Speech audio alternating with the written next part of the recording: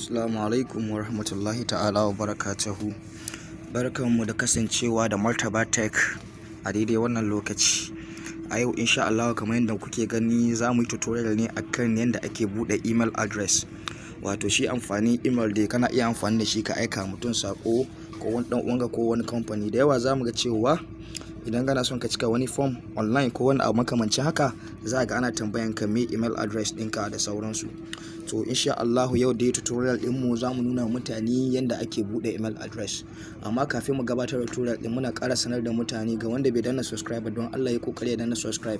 Idan ka danna subscribe sannan sai ka danna ƙararrawa wanda yake shine zai nuna maka cewa duk wani lokacin za mu upload da video ba wai dole sai ka shiga YouTube ba, a'a da ka danna subscribe za su sanar da kai cewa Martaba Tech ta sa wannan video online. So insha Allah za mu ci gaba.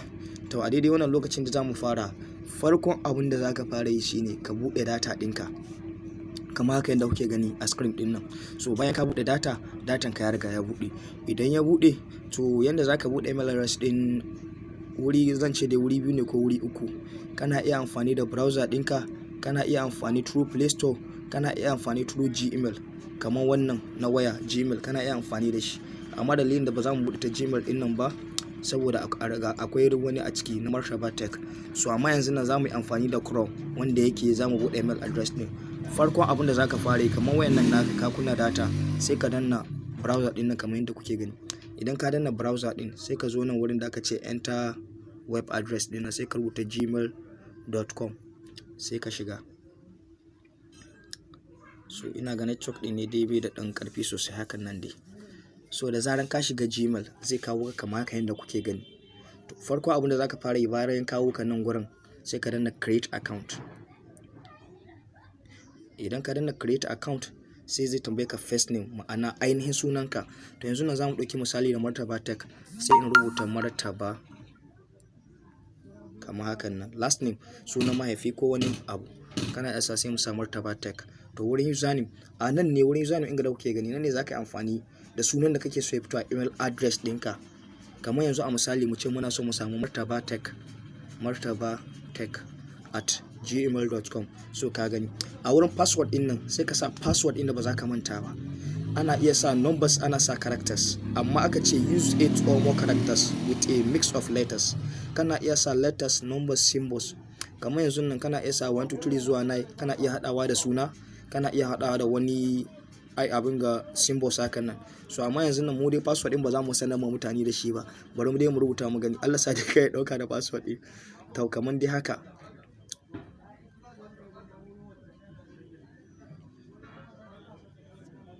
Kamar yadda kuke gani.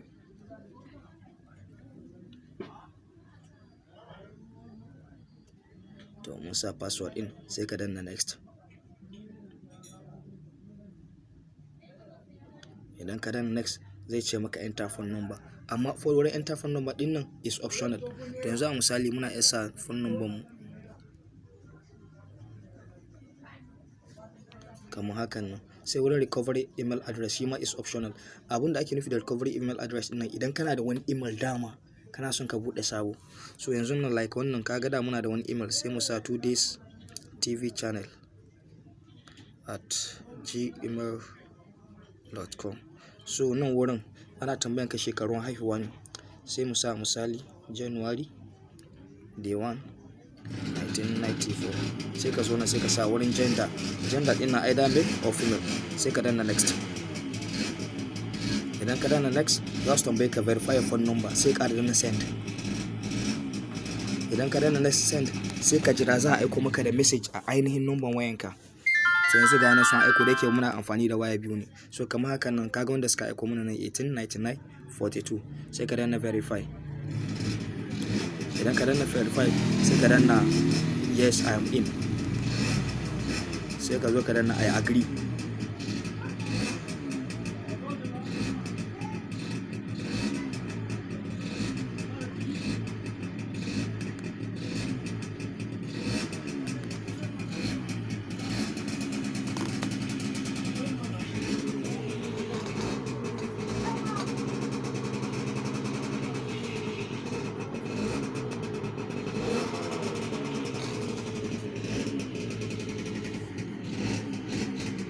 So yanzu nan kun gani mun bude email address din, za su aika maka da message. Kun gani Google Community Time to me, hi Martaba, ka gani.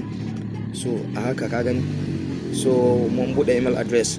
Dala muna ƙara sanar da mutane ga wanda bai dana subscribe bai dana subscribe, sannan ya dan sharing video din, kila it may be wannan buƙatar video kamar haka yanda yana son ya bude email address. So yanzu na tutorial din mu na gaba insha Allah za mu sanar da mutane yanda ake aika sako a email address nan da yanda ake da saving sako daga email address. Mun gode da kasancewa da Martaba Tech. Ka danna subscribe domin samun latest video din mu. Alhamdulillah.